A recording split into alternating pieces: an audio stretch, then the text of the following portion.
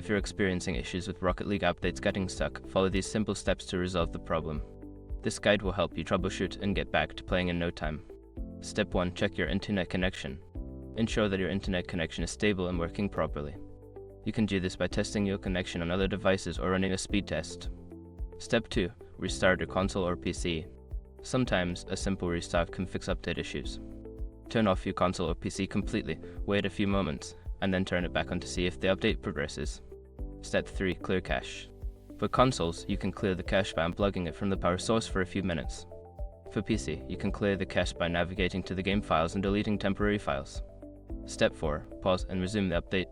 If the update is stuck, try pausing it and then resuming. This can sometimes trigger the update to continue downloading. Step 5. Reinstall the game.